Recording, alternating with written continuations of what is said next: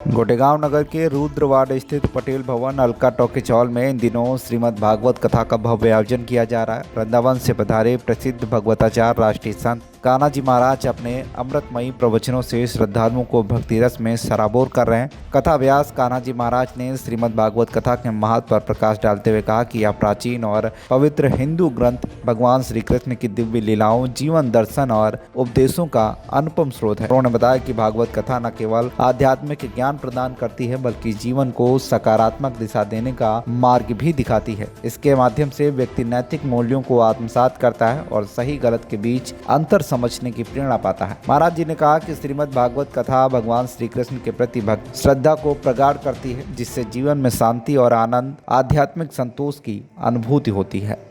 गुरु जी, आप हमारे श्री धाम नगर में पधारे, आपका हृदय से आत्मीय स्वागत है जी। और आपका यहाँ आना हुआ श्री धाम में। आप जो पटेल भवन में भागवत कर रहे हैं, इसमें आपका क्या कहना है? सबसे पहले आप सभी को सादर जय श्री राम, राधे राधे। कुंज बिहारी शेरदास।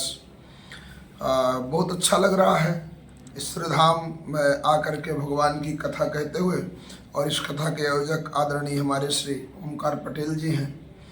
कथा मनुष्य का सद्मार्ग प्रशस्त करती है, जीवन जीने का क्रम सुनिश्चित करती है, मनुष्य के जीवन को किस प्रकार से जीना चाहिए वास्तव में मानुषत्व प्रदान करती है भागवत कथा। जीवन जीने की कला प्रदान करती है भागवत कथा, मनुष्य का सद्मार्ग निश्चित करती है भागवत कथा।